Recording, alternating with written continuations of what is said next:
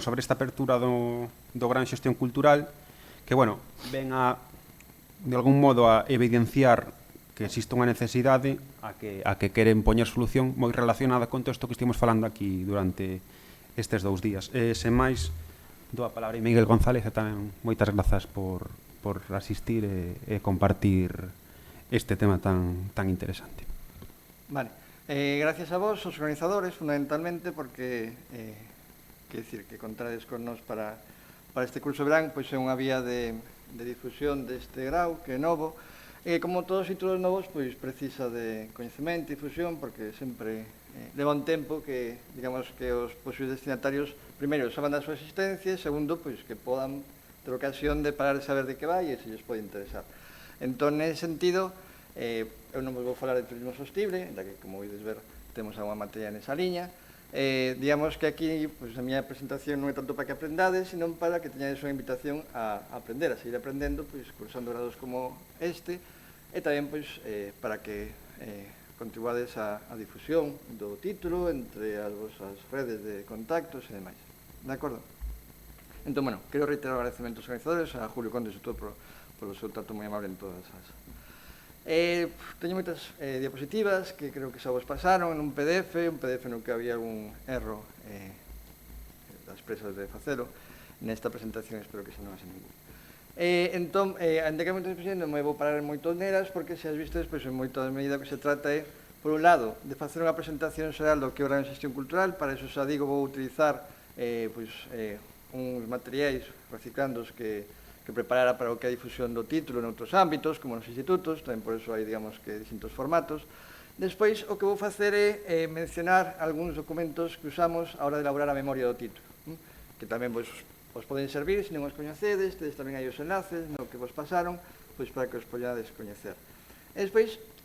preparando esta presentación, cando fixemos a memoria do título, de alguma maneira, todo o que ten que ver cos objetivos de desenvolvemento sostible, a sostenibilidade, estaba detrás do que queríamos facer, e así imos mencionalo, pero realmente, pois, preparando esa presentación, buscando competencias do título, objetivos de aprendizaxe, pois, bueno, realmente confirmamos esa idea de que hai bastante das cousas que aparecen no grau que entran dentro do que é a sostenibilidade. De acordo? Entón, falaremos de competencias, da memoria, que podemos poñer en relación con a sostenibilidade, de algunhas materias, de algunhas asignaturas, escollinas que, de alguma maneira, pois, poden estar máis vinculadas co factor da sostenibilidade. Tamén, pois, para rematar, pois, falaremos un pouco deso, de en que medida todo o que ten coa xestión cultural, pois, pode contribuir, pode ser unha aportación a este ámbito da sostenibilidade. Bueno, entón, esa primeira parte de presentar o grau. O grau se oferta no campus de Lugo, non sei se o coñecedes, non é tan grande como este, Lugo non é unha cidade tan maravillosa, non temos aeroporto ni nada parecido, non temos casi nin tren, pero, bueno, pero se non a coñecedes tamén é unha ocasión para que a podades coñecer. Bueno, a xente que está ali, ao campus lle costa captar alumnado, é certo, esos factores das comunicacións e demais, pois, sin duda teñen incidencia, pero, bueno, a experiencia é que a xente que está ali, pois, realmente está satisfeita. Entón,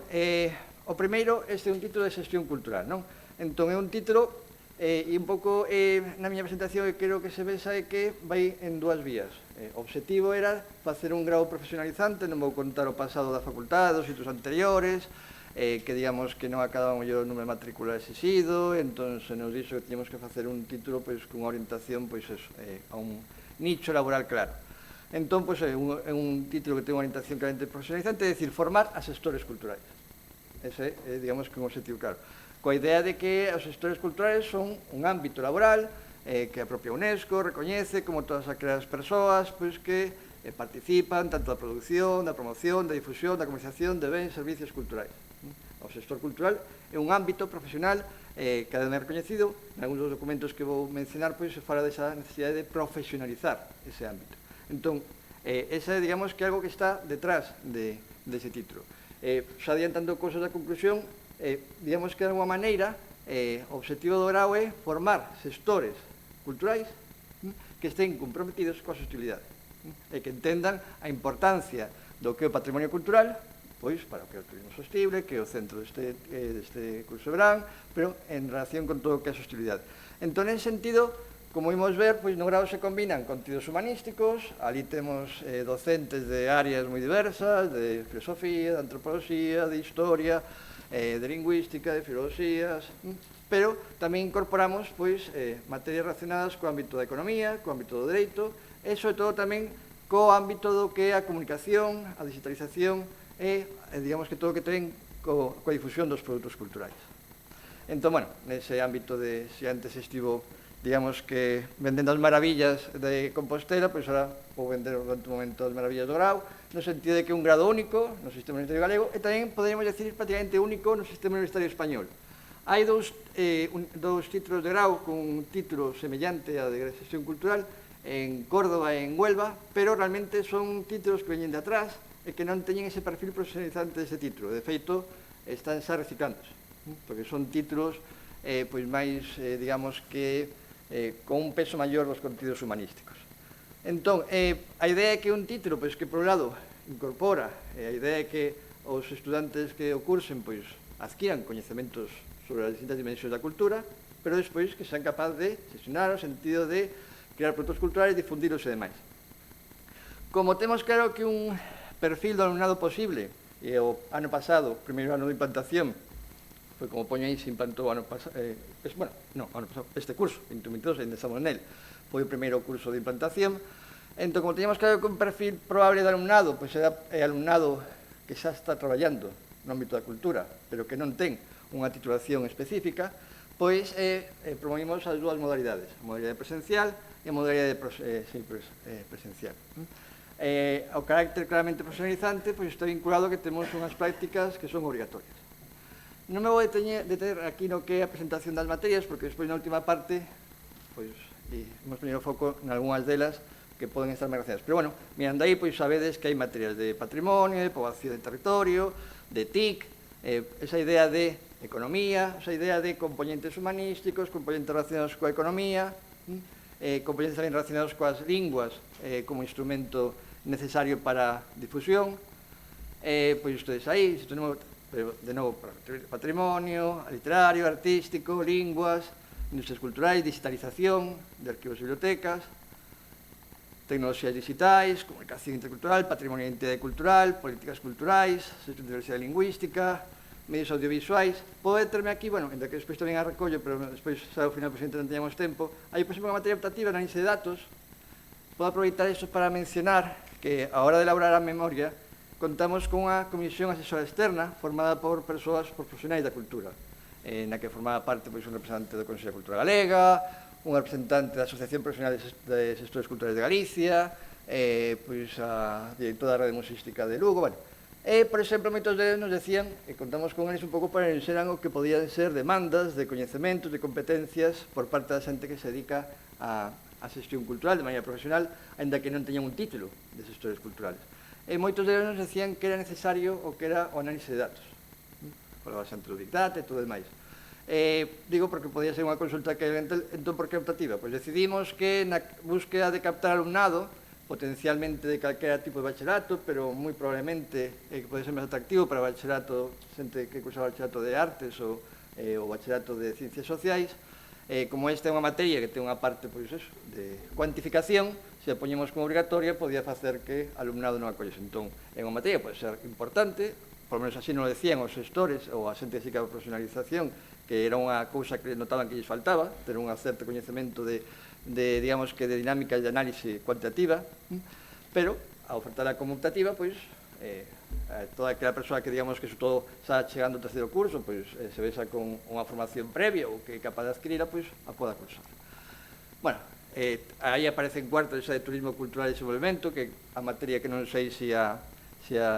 Julio Conde foi a que lle chamou a atención para incorporar aquí, porque temos unha materia, digamos que con ese nome, cibercultura, museos, centros de exposicións e demais. Camiño de Santiago, xestión de conxuntos históricos, paisajes culturais, pero, insisto, como vou volver despois a elas, tal. En canto ao que é o carácter novidoso deste título, un dos aspectos nos que tamén é novidoso, esa idea de vender o produto, nesta primeira fase da miña presentación, que vai nesa liña, é que establecimos, pois, algo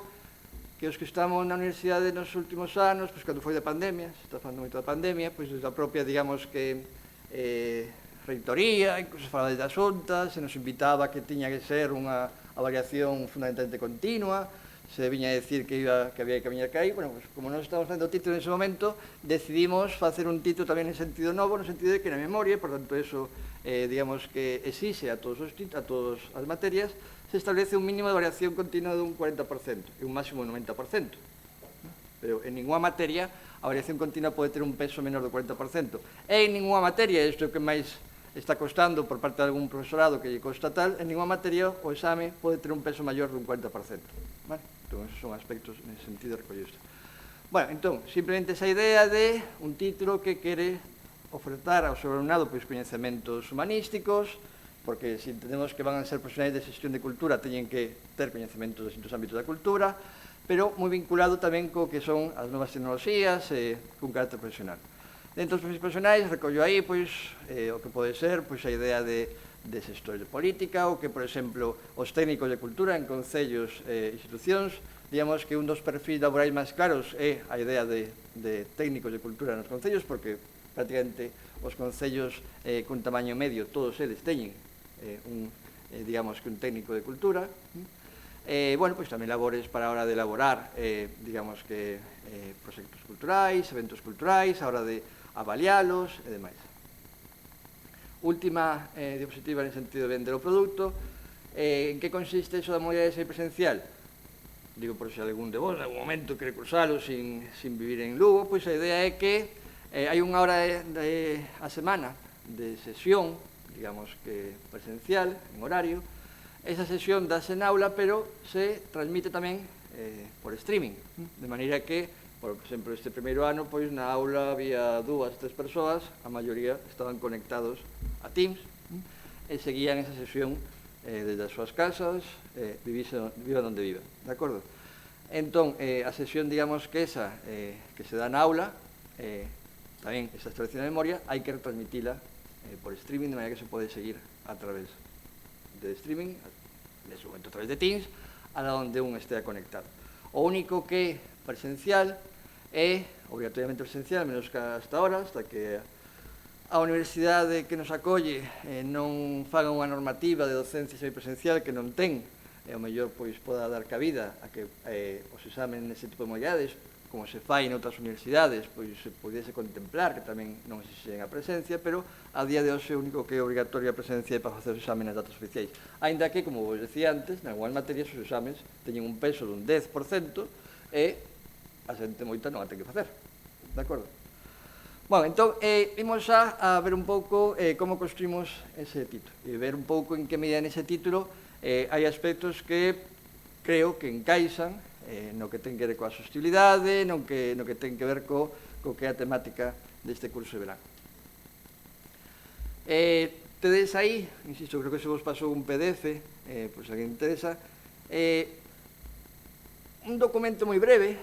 que é o que, digamos, que a proclamación por parte da UNESCO do que se veu chamar na época en que o director era Federico Mayor Zaragoza, o Decenio Mundial para el Desarrollo Cultural, de 1978 a 1997. Era, digamos, que unha declaración de intencións que, se unha lé, de alguma maneira se pode considerar que está no serme do que despois a Senda 2030 e demais. Aí se defende esa idea de devolver os valores culturais e humanos ao lugar central que lles corresponde no desenvolvemento tecnolóxico económico. É dicir, considerar que a cultura como eixo que debe vertebrar todo o que é o desenvolvemento tecnolóxico económico.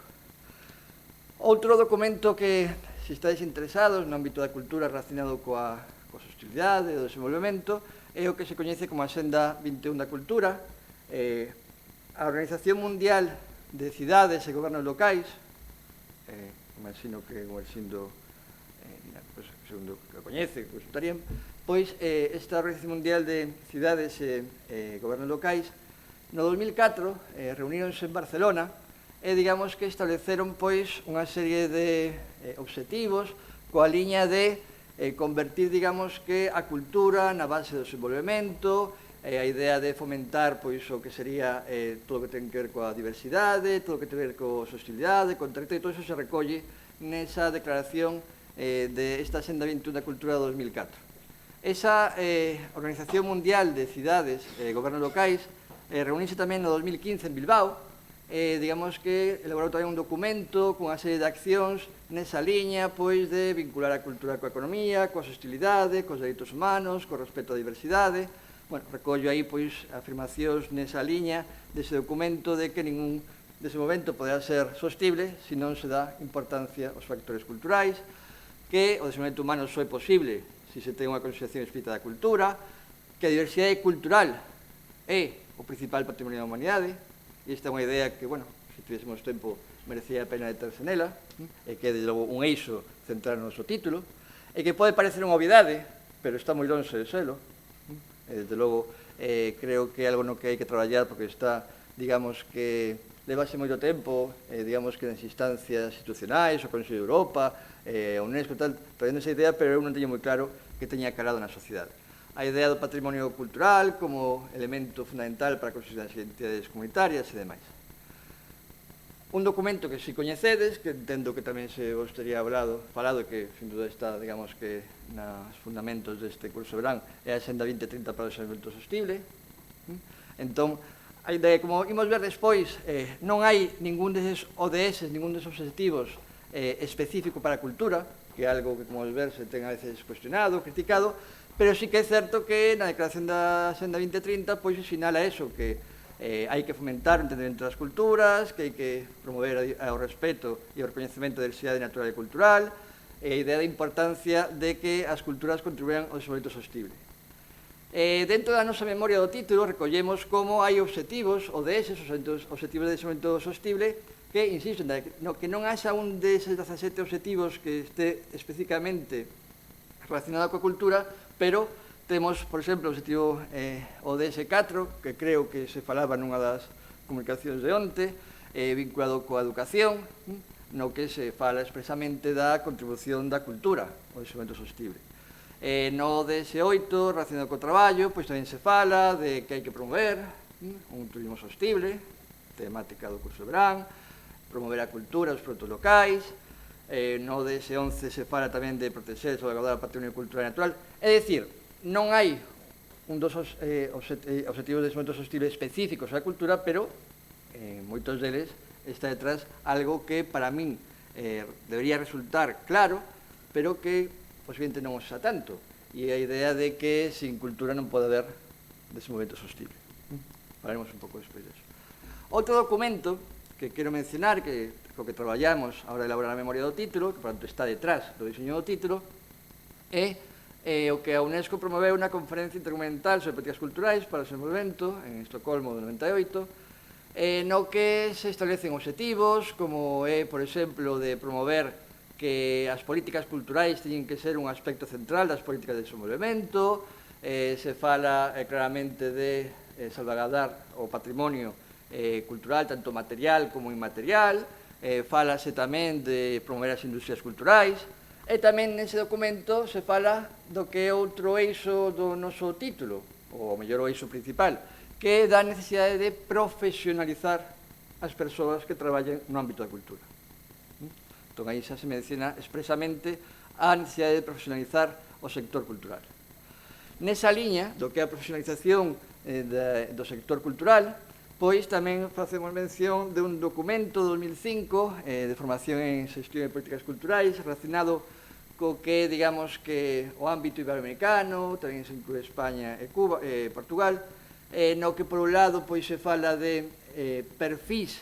profesionais dos sectores culturales,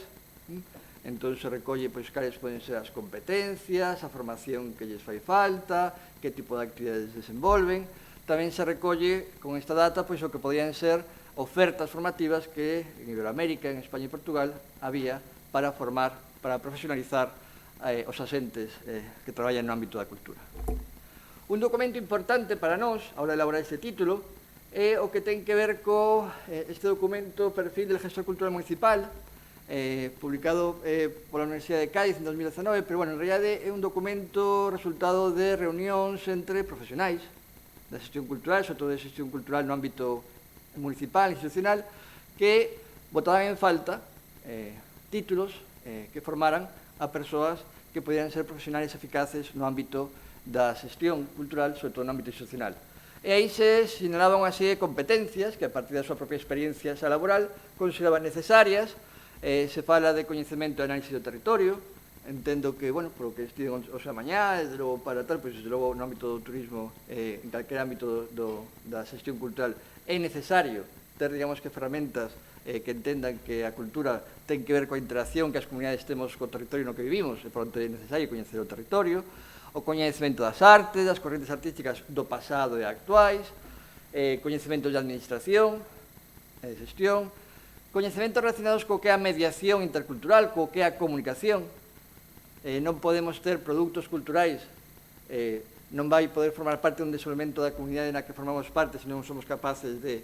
comunicalo, de difundilo. Todo o que ten que ver con investigación, con políticas, con economía, do sector empresarial, e outras cuestións como os idiomas, como ferramentas de comunicación, a cuestión de xénero e demais. Pois un pouco con eses materiais elaboramos un título no que a partir da imos centrarnos en apartado 3 e 4 no que poden ser eso, pois competencias e os proxectos de aprendizaxe. Entre as competencias que figuran como alumnado que sodes, as competencias é eso que vos aparece nos programas, nas guías docentes, que a veces o mellor non sodes moi ben o que é aquelo, pero bueno, que de alguma maneira, a hora de diseñar os programas das materias, pois, o obxectivo, cando se nos avalía, como títulos e demais, pois se trata de ver en que medida o alumnado consigue esas competencias. Entón, isto, pois, bueno, pode soar así a palabras vacías, pero de alguma maneira un título como este estamos, en unha desas labores tamén do coordinador, preocupados e interesados en que se traballe realmente nas distintas materias. Entón, entre as competencias, recollo aquí moitas das competencias do título, non todas, ni moito menos, algunhas podedes decir, e isto en que medida encaixa coa sostenibilidade? Bueno, pois eu creo que sí. Vos podedes valorar. Por exemplo, competencias transversais, como traballar en equipo, que pode ser a capacidade de organización e demais, a creatividade, a iniciativa, o compromiso ético, temos materias, vamos ver algunhas, nas que claramente se trata de formar profesionais con capacidade para estar comprometidos éticamente cos dereitos humanos, cos dereitos das culturas, digamos que con todo o que ten co dereito ambiental. Competencias xerais, capacidade de adaptarse, compromiso cos valores democráticos, respeto e promoción da multiculturalidade, a non discriminación de persoas con diversidade funcional, hai materias nas que claramente se traballa isto. Competencias específicas, pois, cando estou facendo isto, pois, digo, pois prácticamente todas podrían entrar aquí, porque de alguma maneira, prácticamente todas creo que podrían ter encaixe nesa idea de formar profesionais da xestión cultural comprometidos co respeto do entorno, das comunidades culturais, das linguas, o patrimonio e demais. A primeira, coñecer e poñer en valor o patrimonio cultural, tanto no que é o patrimonio cultural material como inmaterial. Pois, desde logo, pudimos ver a sostenibilidade do turismo sostible non é posible se non somos quen de poñer en valor, de recoñecer a importancia do patrimonio, moito máis alá de como algo para visitar e fotografiar, senón que pudimos ver como testemunha, vestixio, pegada de como as comunidades humanas ao longo do tempo sempre estiveron intentando adaptarse e buscando un desenvolvemento sostible, porque o desenvolvemento sostible parece que é un deses termos, que como termo sí que é moi moderno, moi así tal, pero a humanidade, en toda a súa historia, o que ten vivido un proceso de adaptación ao seu entorno, ao seu territorio, e intentar, digamos, que avanzar de alguma maneira mantendo o seu entorno. Outra cousa é que as sociedades actuais sean tan depredadoras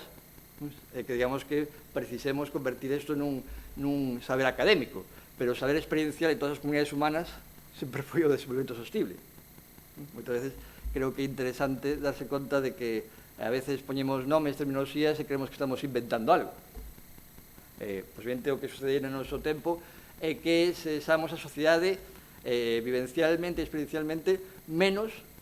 comprometida con isto. Por tanto, fai falta que nos lo digan as institucións, as academias,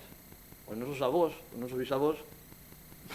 o mellor non coñecen ese término, pero non precisaban ir á universidade en ningún sitio para que lles falaran de que hai que respetar o entorno e que hai que respetar o patrimonio. De acordo? Entón, nese sentido, eso é fundamental, entender todo o que é o coñecemento da cultura do pasado desde esa perspectiva. Non un coñecemento histórico de anticuario, sino un coñecemento crítico, un coñecemento que nos permita ver e entender todo o que sucedeu na humanidade como distintos pasos nun proceso no que seguimos estando. O mellor colonizamos novos planetas e podemos decir que empezamos de cero. Hasta ahora seguimos, digamos que, vivindo nun planeta que heredamos, construindo o que construímos sobre a base do que recibimos. Bueno, pues, esa idea de tal, coñecer o valor da cultura como ferramenta para a transformación social,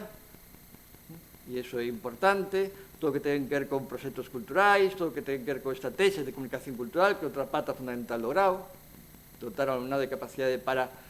comunicar nas,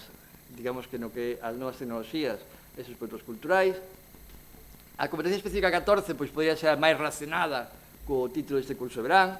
coñecer as diferentes dimensións do territorio, analizar estrategias para o desenvolvemento sostible mediante actividades culturais, turismo, pero, insisto, esta que pode ser máis especificamente relacionada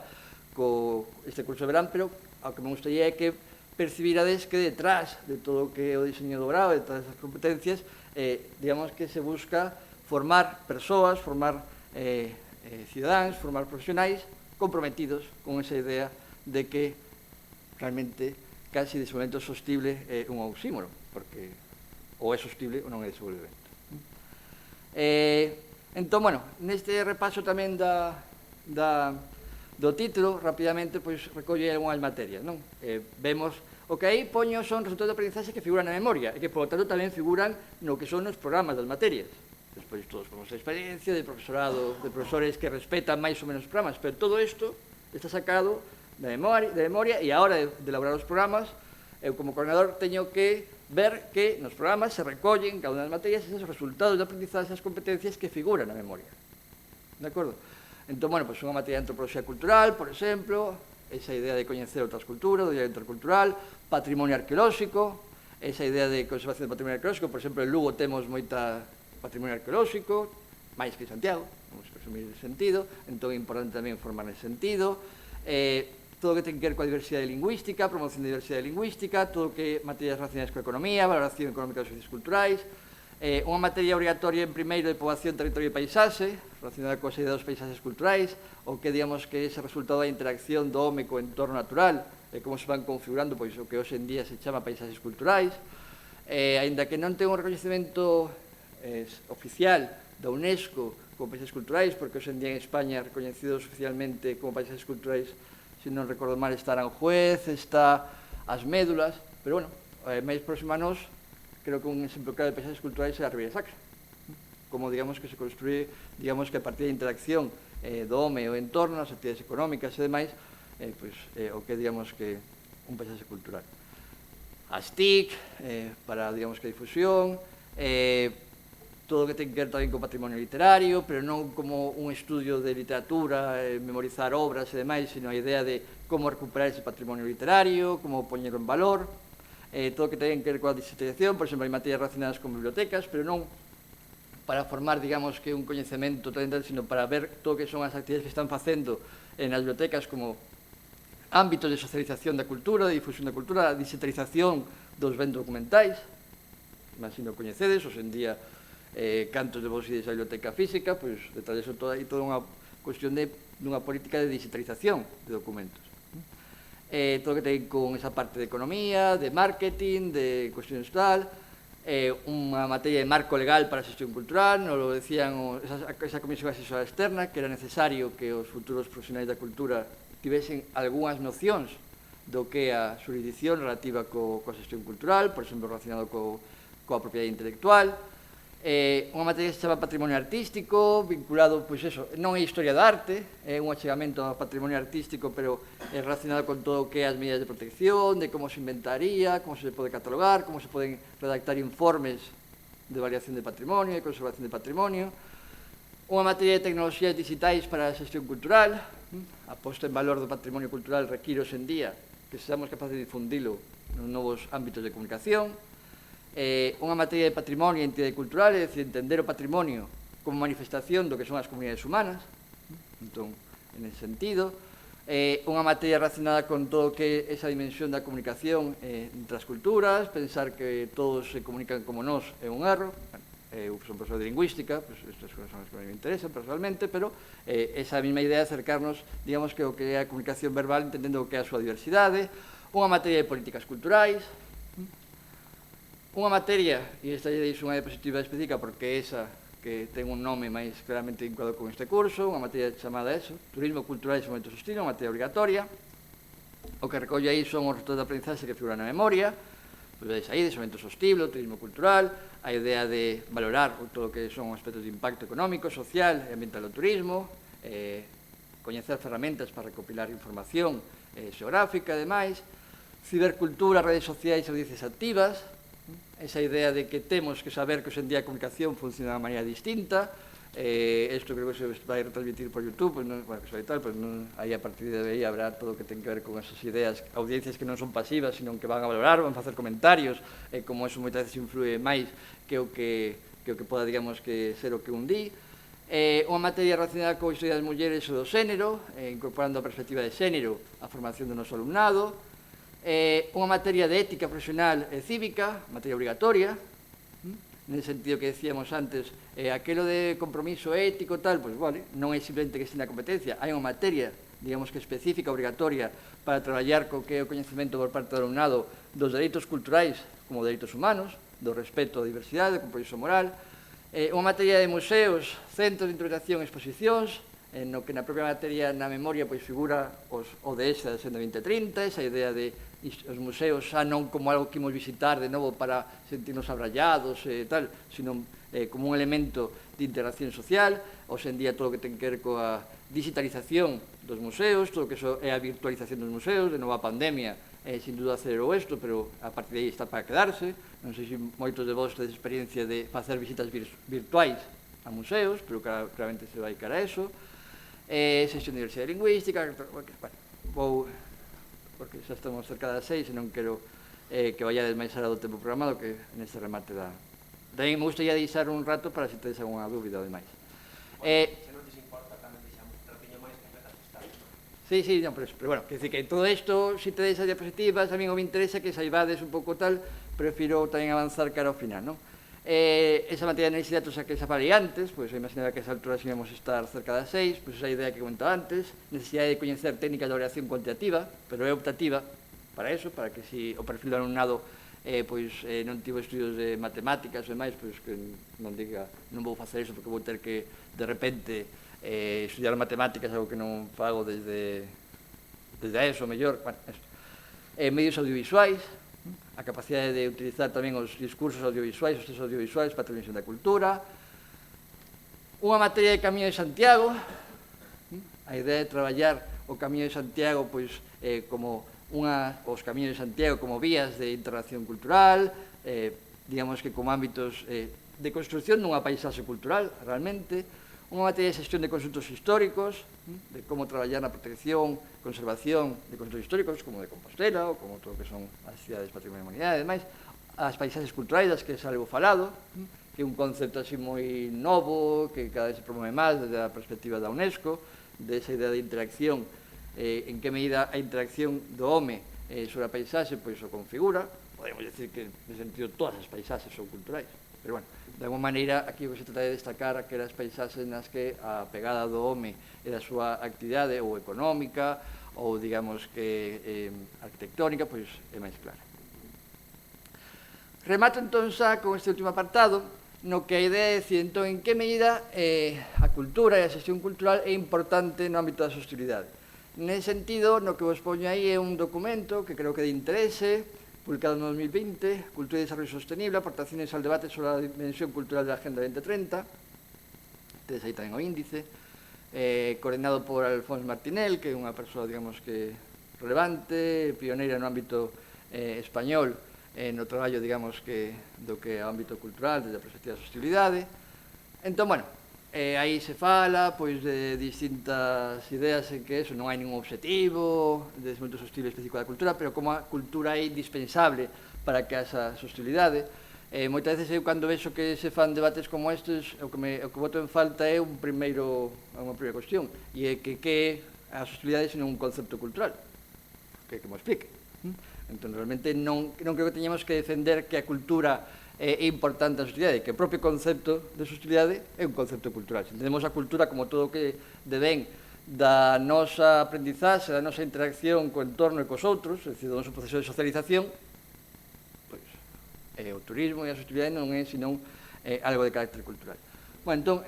afirmacións que podes atopar nese documento, nesa línea, de a importancia do sector cultural para as sociedades sostibles. Dentro dese traballo, hai un documento no que me quero centrar, porque está máis vinculado con esa idea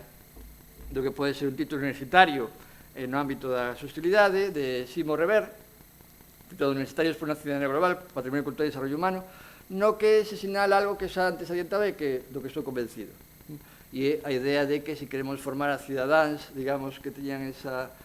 carácter, digamos, que cooperativo e demais, temos que formar, digamos, que persoas que teñan, cando menos, a posibilidade de reflexionar sobre o que é, digamos, que esa interacción cos outros, co entorno, desde unha perspectiva de respeto de outros. E, sobre todo, esa idea de entender o patrimonio cultural desde unha perspectiva dos ODS, dos Obxectivos de Desenvolvemento Sostible. É dicir, entender que o patrimonio cultural non debemos velo como algo que está aí, do pasado remoto, que vamos ver como que en Betal, sino velo como eso, como vestixios, como manifestacións de como as comunidades humanas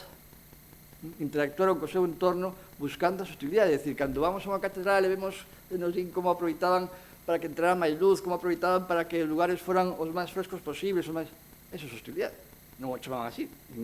precisaban delo. Pero calquera, digamos, que intervención que podemos ver tal, o que manifesta é como os membros desa comunidade eran capaces de saber como, digamos, que sacar o maior proveito a súa relación co seu entorno e cos outros. Entón, esa idea do patrimonio cultural non como algo museístico no sentido anticuario, sino como algo que nos poda axudar a entender como a nosa comunidade é, digamos, que resultado da aprendizaxe das comunidades anteriores,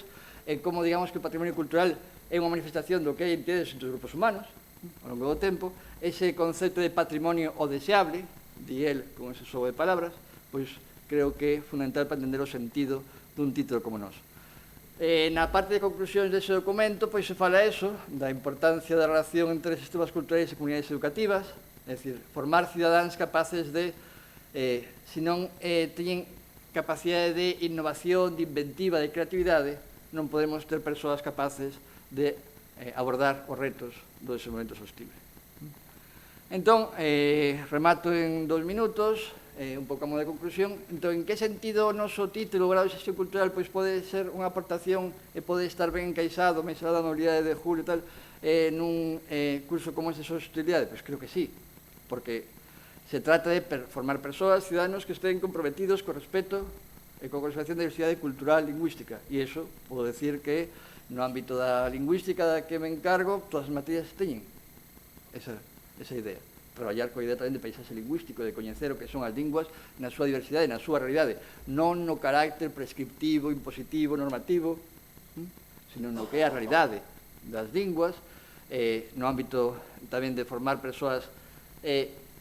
convencidas, concienciadas de que hai que promover os objetivos de desenvolvemento sostible, porque eu tiña a percepción eso de que isto da sostenibilidade é algo que se fala moito nas institucións, na tal, pero que a sociedade. Entón, se conseguimos que haxa persoas que realmente entendan o que a sostenibilidade é algo máis que como un recorte ou unha noticia de Twitter e demais, e que entendan o que hai detrás, e que tendan importancia a cultura para elo, pois creo que é importante. Formar un estudentado con capacidade de análise crítica do pasado, do feito cultural como manifestación, insisto, de como as comunidades humanas se enfrentan ao seu entorno e as súas relacións cos outros para avanzar, para sobrevivir, porque iso é o que forma parte da nosa condición como seres humanos. Promover o reconhecemento do patrimonio cultural e a súa posta en valor como manifestación da identidade das comunidades humanas. É dicir, cando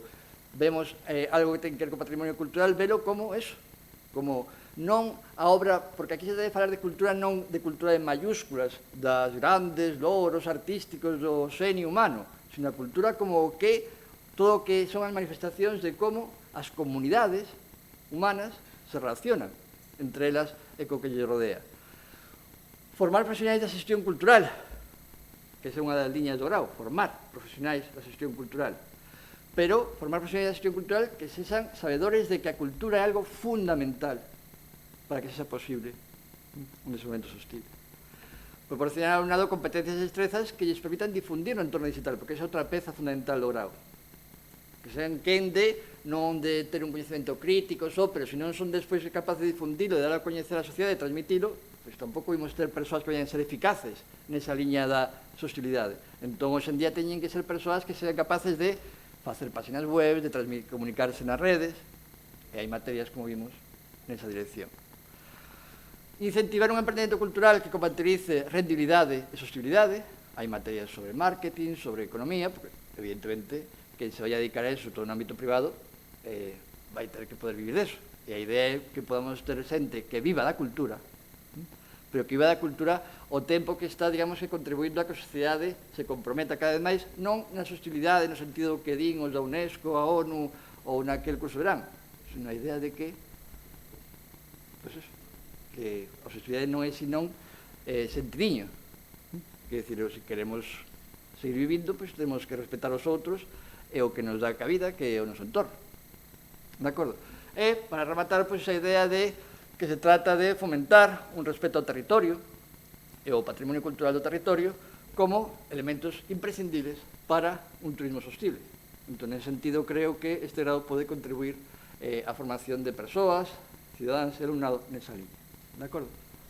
Bueno, gracias. Se tedes calquera tipo de comentario, duda, sei que estades deseando unha vez que se afirmastes e demais, pero, bueno, calquera cousa. E se vos interesa o grao, se eso, pois tedes información. Quer dicir, empezamos este ano cubrimos ou casi cubrimos as prazas ao final, claramente cun perfil de alumnado de semipresencialidade. Este ano a matrícula, pois, non sei como é, porque as primeiras fases é alumnado da ADAU e por aí non estamos sendo capaces ainda de chegar aos centros para que coñezan ou se... Bueno, creo que vai ser difícil, porque é difícil que unha persoa de 18 anos diga eu quero ser xestor cultural, pero bueno, habrá que traballar nesse sentido. Pero bueno, invitarvos a coñecer o grau, a difundir entre os vosos contactos, e se vos interesa o ámbito da sostenibilidade vinculado coa cultura, pois bueno, se non é agora, en algún momento podes cursar. De acordo? Vale, pois, obrigado, Miguel, por esta colección de datos sobre esta titulación, cousa que é moi interesante porque tocaches moitas das cousas que se falaron aquí, non? Incluso unha das preguntas que lle facía unha muller que era antropóloga, que viu aquí a contar a súa experiencia poñendo en valor... Que foi alumna do Máster de Servicios Culturais da Facultade. Sí, bueno, vendo o perfil de que falas de Abelleire. No, bueno, ve outra persoa no seu lugar que se chama Celtia Camaño, outra socia, pero bueno, non pudo vir, pero sí, a contar tamén a experiencia na cooperativa. E unha das preguntas que lle facía era, vale, isto que nos contas é maravilloso, é precioso, ten un interese mayúsculo, pero tú eres capaz de comunicar isto? Vexo que esa preocupación existe, que se quere abordar, solucionar, e me alegra que a universidade e sobre todo a xente que ten o poder de decidir que é o que se ensina empece a considerar e querer afrontar os retos do futuro. A veces nas titulacións, bueno, igual está porque é máis clásico, unha enxeñería, tal, somos así como un pouco cuadriculados e non nos saímos dos estándares clásicos. Bueno, aquí hai xente de dereito e outras, bueno, creo que ADE tamén, economía, que son cousas así como máis monolíticas que parece que non avanzan nos retos do futuro. E me alegra que o fagades, non? Porque son cuestiones que están aí e que ás veces non se abordan. Sí, a ver, é que cando se fala dos novos títulos, as autoridades din, non solamente recomendan, sino que din que teñen que ser titulacións interdisciplinares, híbridas, que pode estar ben. Pois despois costa moito captar alumnado en sentido. Entón, bueno, que decir, nós tiñamos claro desde o principio e queríamos eso, que houvese, digamos, que temos profesorado de comunicación. Temos unha parte importante do profesorado de comunicación, da facultade de aquí de xornalismo, de comunicación, porque queremos incorporar eso. Temos tamén profesorado de empresa. Bueno, non vou falar das dificultades a hora de captar profesorado nese sentido, de todas as cosas, porque esas son cuestiones já máis internas de políticas de departamentos e máis. Pero, bueno, en sentido, sí. Pero a dificultades e sitios que eu entendo que en sentido as autoridades creo que ven cada onde vai o futuro dos nichos laborais e demais, pero non é fácil chegar á sociedade. Porque, xa digo, no ámbito do alumnado de ABAU, de 18 anos, o ano pasado tiñamos 7, 8 personas que tiñen ese perfil, e este ano na primeira fase da matrícula pois non vai moito esa lá. Porque, bueno, entendo que con esa idade, pois, digamos que se vai creando un pozo de... Por iso creo que é importante que se dé a tempo para que vaya entrando na conversa. Por iso tamén vos invito máis será de que, se non vos, que o metades na conversa, é dicir, se pode, pero claro, pois eso, de empresas, ou a mí me interesa a cultura, pois historia, arte. Vale, pero non deixa de ser porque, digamos que é algo que levamos tempo, e que non somos conscientes, escoitando. E isto é algo novedoso, entre comiñas. Porque, bueno, en España, insisto, non hai un grado de formación profesionalizante de xestión cultural. En ese sentido, é severo. Eu, como coordinador, recibo chamadas de xente de fora de Galicia, moitas, para a maioría esencial, que realmente lles interesa. Despois, nese perfil do alumnado, porque hai dos perfis, o perfil do alumnado da ABA ou da 18 anos, a dificultade é que se poda plantexar. E o mellor tamén na súa casa, non? Pois, e que eso é xestión cultural? Porque eu non coñezo... Como moito lles foi decir os técnicos que prácticamente todos os concellos hai, pero que a idea é que hai moito máis. Que decir, nós na memoria traballamos con que, bueno, que todos os documentos oficiais da Unión Europea, pois tal como vai o mundo, non sabe nada. Pero se falaba de que con un tempo, pois que o mellor o 20% dese novo mundo que onde vamos, decir, que máis do 20% do traballo está aí no ámbito da cultural. Pero eso hasta que chega a xente é moi difícil. Entón, o que diste, sí, é fundamental non somente ter coñecementos culturais, de historia, de arte, de tal, sino, fundamentalmente, ser capaz de convertir en produtos culturais que se difundan, e para eso é fundamental. Temos unha materia de cultura, temos unha materia de ética, porque eso é fundamental, que se esa persoa non sae con capacidade para elaborar eso, produtos digitais, blogs, webs, redes sociais, pois, hoxe en día non vale para. Sí, a mí me parece fundamental. E tamén me gusta que na Universidade de Santiago exista a posibilidade un pouco de abrir, digamos, expandir o concepto de docencia clásica e que teña esa docencia semipresencial. E non sei se tivechedes algún problema para implantar isto, porque isto é xa curiosidade persoal. Problemas. A ver, estaba polo mañá un vicerrector, antes estaba alguén que foi vicerrector, que está vinculado coa política tamén universitaria, se estivesen o mellor era máis. Moitos, pero tamén, eso está grabando, entón vou ser máis cauto. A ver, insinuei no antes, non hai nesta Universidade de Santiago de Compostela unha normativa de semipresencialidade. E a nosa facultade, xa o título anterior que tivemos que cambiar, e bueno, que realmente foi un título que non vou decir o nome porque era un desastre de nome imposto tamén por un equipo rectoral, que se chamaba Ciencias da Cultura e Difusión Cultural, xa é semipresencial.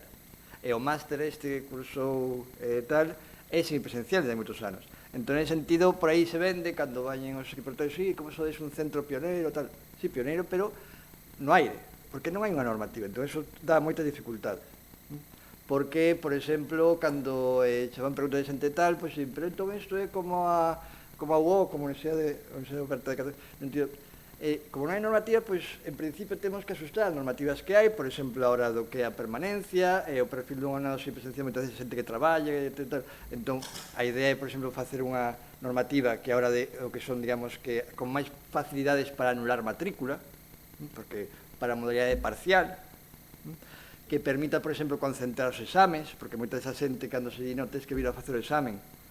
si traballo, estou, por exemplo, ou neste algún curso, recibín varias chamadas de xente, pero teño que ir aos exames, sí. Como son os exames? Pois aí, pois tenemos intentar e negociar que nos permita concentralos, por exemplo, en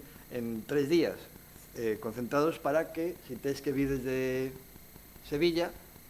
sexa menos perjuicio. Entón, tamén iso require unha adaptación do profesorado, entón, como todo, pois hai profesorado máis propicio a adaptarse, outro que menos, pero, bueno, eu sigo botando falta, e como decimos sempre que nos chega algún tipo de tal, moitas universidades españolas xa teñen unha normativa relacionada coa docencia